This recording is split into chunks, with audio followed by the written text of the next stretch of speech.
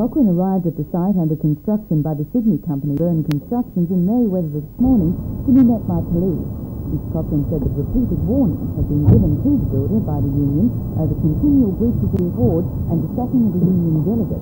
Members of the Building Workers Industrial Union working on the Sydney construction site were pulled off their jobs this morning, along with an attempt by Mr Cochrane to do the same in Newcastle. Industrial action has now escalated, with affiliated unions being canvassed and giving their agreement on support. As a result, no supplies are being delivered to the site. A picket will be established there tomorrow morning, continuing through next week. The Trades Hall Council will meet this evening to consider recommendations on action against team members who have continued to work on the site, and to recommend that the builder will no longer be welcome in Newcastle for any future building operations.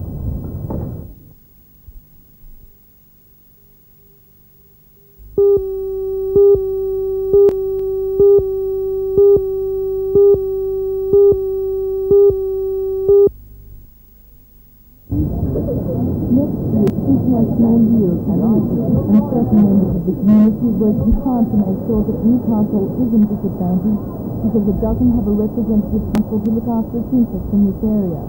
Lake Macquarie is already off and running with committees formed and objectives being initiated, so Newcastle must also move in. Mr John Case from the Community Youth Employment Project. What is planned at this point of time is to ask representatives from each of the youth-associated and youth-based organisations to attend the meeting so that we can start and put some plans together. Now, the City Council has done some basic work on this, and we're very pleased to be able to say that they've handed this over to us, and they've asked us to assist in the International Year of the Youth. So it really means that Newcastle is not going to be left behind in that regard, and I think now we can look forward to being certainly a very good year to celebrate International Year of the Youth.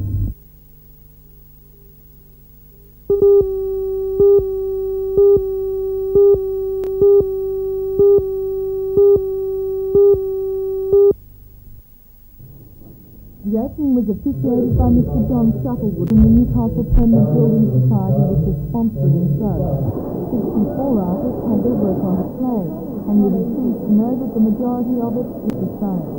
The art of porcelain painting is becoming more popular, both in the number of people taking it up and the number buying the finished product. The Hunter Valley Association, which is one of the largest in Australia, has 160 members, 7 of which are world-class people. All agree that it's a hobby or profession that requires a great deal of perseverance and patience. The painted use comes in powder form and is mixed to different consistencies with differing amounts in type oil. Each piece must be painted and fired at least 5 times, taking the artist some 12 hours to complete the work. It's also not a cheap hobby to take up. A kiln can cost you $1,000, while you can pay up to $100 for paint and hundreds of dollars for brushes. But despite the expense, the porcelain artist paint isn't worth it. The exhibition will close tomorrow afternoon.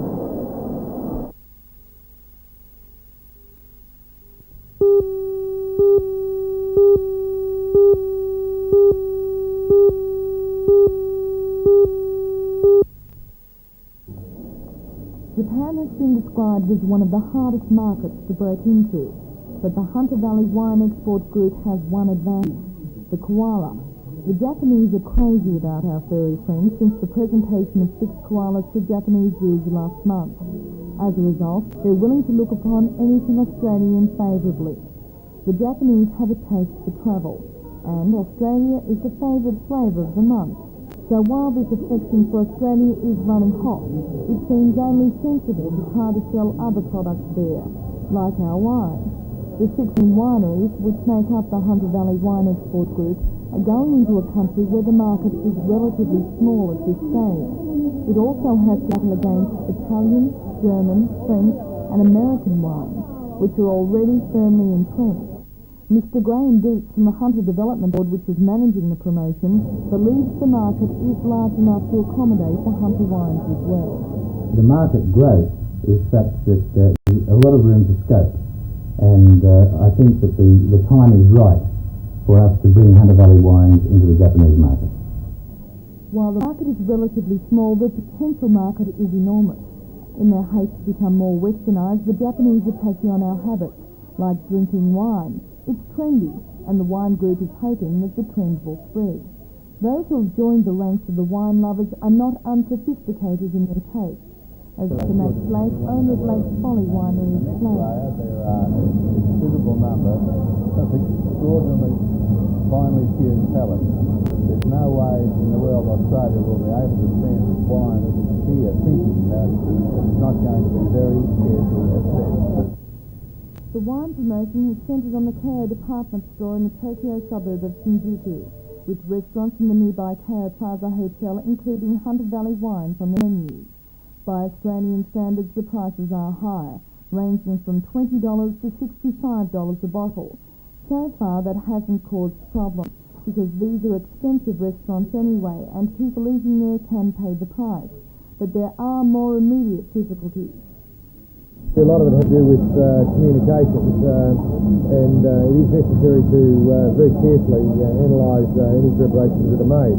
I think there have been a couple of occasions had to rattle bones, but the major problem is that of transport. We're handling 16 brands of wine with over 60 labels, and it doesn't matter how carefully we anticipate sales, we find ourselves in a situation of running out of stock of this brand, and then we've got to simply switch to another.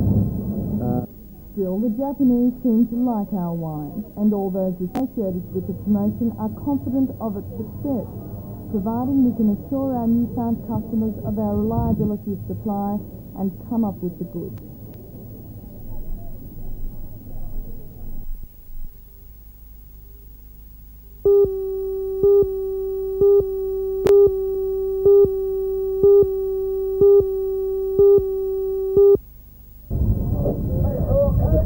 Developed into a four-way contest between a trio of St George Cup skips, including defending champion Burwood Calendar, skippered by Dennis Tanko, along with AWA, Moran and Coleman Signs Glen York, and from the Manly Club, Fiberglass International, skippered by Bill McMahon.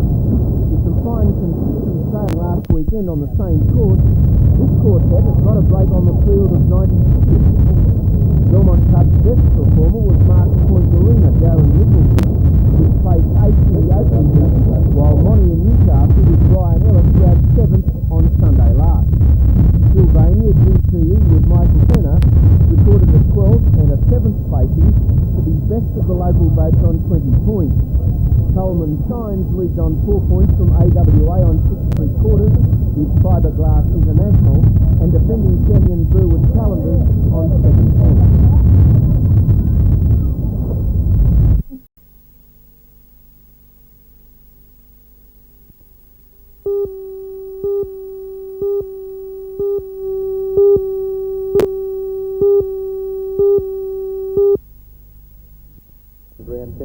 The centre, completed only yesterday and officially opened today, was built with the assistance of the Hunter Development Board. A government grant was used to employ out-of-work apprentices. They started construction in April. The total cost of the structure is estimated at $35,000. It was designed by Mr Warren Waters, a teacher at the school, who has a degree in design and is interested in functional architecture. It has two focal points. One, as you can see over here, is this triangular-shaped table. It will be useful as a demonstrator table for demonstration lessons, and these other tables scattered about will be the tables at which the children can work.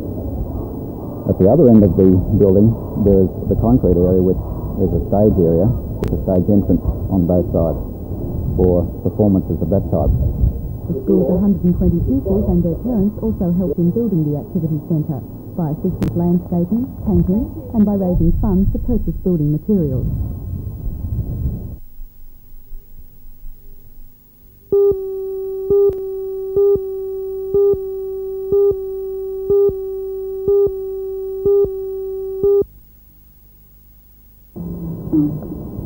Occasions from 8 to 17 have already proved the sacred right, but now they're working with some policy, and they need to learn a few tricks of the trade, and that's where Kate Walker and Elizabeth Nantucci come in. We'll be workshopping the stories that the children have submitted and won with. In other words, we'll be going through them, showing them how it could be developed, expanded, maybe changed. We'll be very gentle in our criticisms, but they'll be constructive ones. So that's what today's about, as well as playing lots of learn how to use the writer's tricks games. And what do you hope to achieve? What's the goal? The goal for me is that this is the next crop of writers in this country, and we need to make sure that they've got the skills and that they know that they are very worthwhile people and part of the whole business of the culture of this country.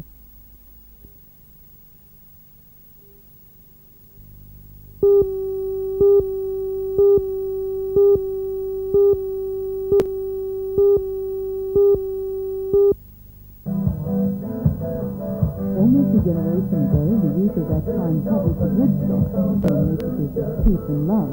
Years later, the thing is almost the same. The message still stands, but the threat of nuclear war is now also one of the things discussed, and many of the big makers of serious politics to get their message across. The crowd who gathered at Newcastle's teenager park today, which was the music that called the ban on nuclear weapons and uranium mining, and told of the threat of a global politics. The Disarmament Party's local candidate was there, Dr. Miriam Hopkins, who is number 3 on the New South Wales Senate ticket. Number 2 on the ticket, Mrs. Gillian Fisher, also spoke at the concert, saying that people in general had a fear of nuclear weapons. This was not, she said, limited to the Western world, but governments have continued to ignore the wishes of the people. Well, we're hoping to start people thinking about nuclear disarmament. We want all the people here to realise that everybody else here is worried just like them. We're all the same. We're all terribly worried about nuclear war and the possibilities ahead of us. But how much is, say, Peter Garrett or any of the others be able to achieve if they're only going to vote on nuclear disarmament issues? A lot of people are worried about this. If we can bring a peace and disarmament perspective to a lot of the issues that are being discussed in the Senate, and let's face it, there are over 70 senators going to be there, we can afford to have a few people concentrating on peace and disarmament. We really need that in the Senate.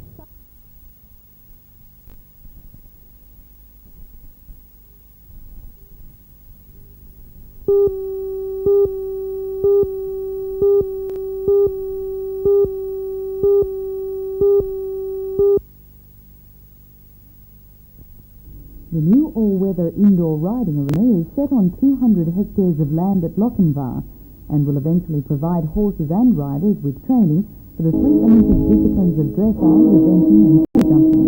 According to owner Mr. Bob Mitchell, the new 600-seat arena will have a restaurant and saddlery shop and will also be available for use by other groups. The official performance tonight will have show jumping with 8 riders including John Fay and Vicky Roycroft, Hunt Club demonstrations, stallion display, as well as a display by the centre's mares and calves. Guest rider tonight is the Olympic and World Championship dressage medalist, Jenny Morrison-Clark, who captained the British equestrian to the Los Angeles Olympics. I think the facilities are fantastic, and they've got a very good teacher here, and everything going for them, really. They've got some very good horses. They're breeding, I think. Their stallion's very nice. I think they'll have a lot of success, both 3-day event and dressage-wise. Do you think that Australia has the pool of talent in its riders and its horses to be able to compete against other countries? Oh, yes, definitely, yeah. They've already done pretty well in a way, even on the continent. Show jumping, they've won medals in the 3-day event team in the past, and I don't see why they shouldn't do just as well again. We'd just like to see them do well in the dressage field. That's the only field they haven't really gone very high in yet, but I think they're improving all the time.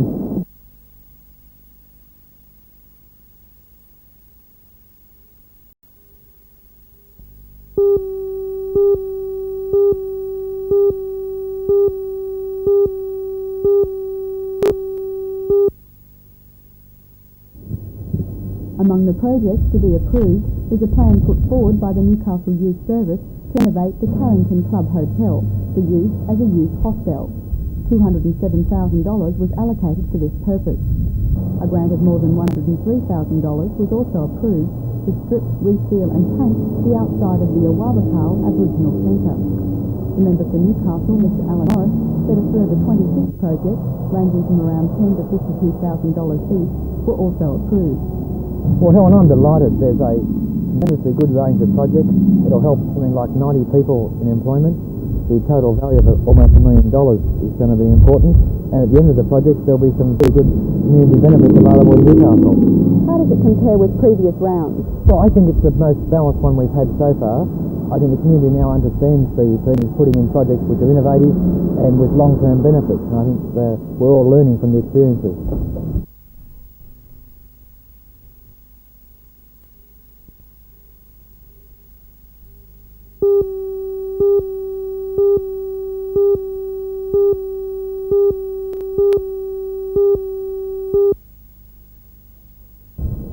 The Walter Waterworks site is at Oakhampton, just to the northwest of Maitland. The pumping station was commissioned in 1892 as the Hunter area's first permanent water supply.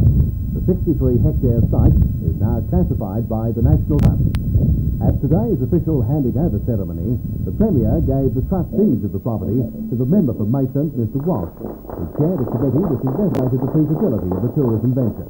Mr. Brand told the gathering of local dignitaries that he'll press to have the Steel Industry Assistance Program add another $500,000 to that already coming from his government.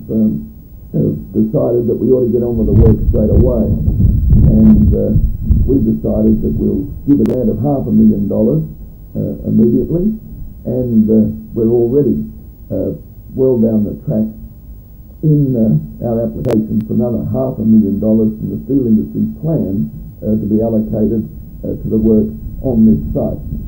The area could be destined to become a major tourist attraction with great emphasis on its history. Significantly, one of the 10 trust members is an Aboriginal, Mr. Ken McBride. Was once occupied by the Warrini Aboriginal tribe, is now extinct. What our plan is here, not only as a tourist attraction, but what we have here is a culture teaching centre. We're going to set up corroboree grounds, have bark huts and things like that to let people today see how the Aboriginal lived, say, 200 years ago.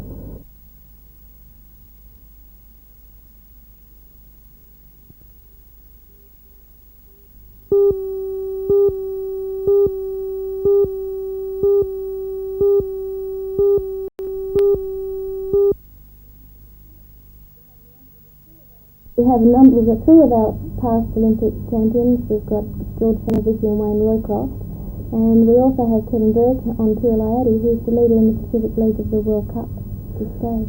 On the question of sponsorship, it's certainly increasing in show jumping recently. Why do you think this is?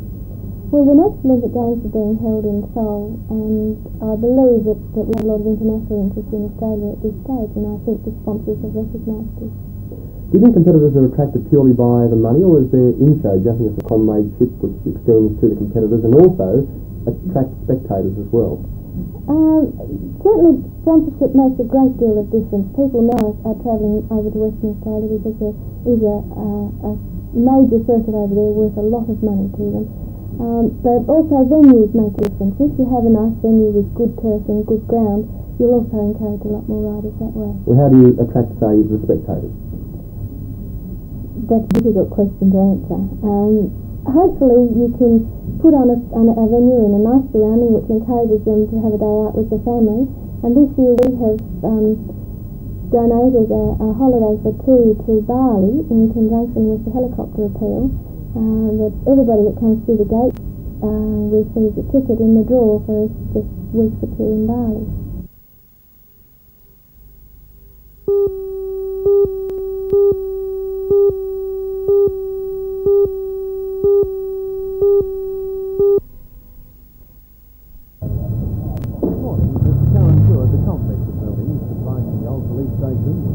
Building next door and the former public works department headquarters. Newcastle developer Chef Riccardi has a 40-year lease on the site to develop it under certain conditions. One of these is that the ground floor of the police station is free by the Hunter Heritage Centre. This place is up to 30 different heritage and ecology groups that operate, essentially as full-time heritage officers.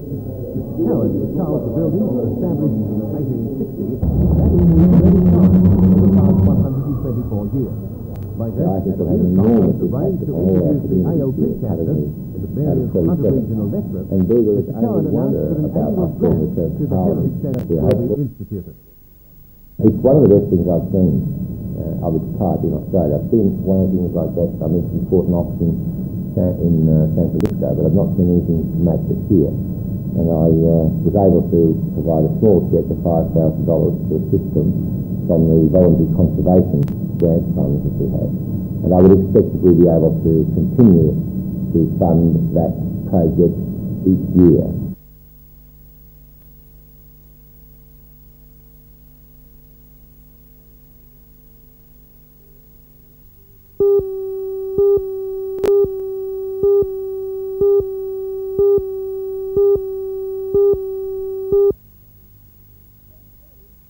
Well, I'm filling in for 2 weeks, John. I was asked would I like to come up and have a couple of weeks working holiday, so I cleared the decks in Sydney, and here I am for the next couple of weeks, 8 till midnight. What do you expect to do in the show? Communicate, talk to the people of Newcastle, and play some great music, and just sort of reach out and touch the people of Newcastle and hope they'll reach back through the telephone and talk to me. In other words, have a really good time. Night time is a very personable time of the day, even more so than 9 to midday. And, you know, you can really get close to your audience, which I enjoy. You're no stranger to nighttime radio. You were here a few years ago. Yes, about 69, same time, 8 till midnight. We sort of screamed and yelled a bit more in those days. We had discos in town that were thumping along, and the music was different too. Whether that be good, bad or indifferent, but the music was different in those days, and we communicated differently. Radio has changed a lot. It's become more personable, I suppose, with the advent of the open line. And we hope to use that to advantage over the next couple of weeks as well. Good one.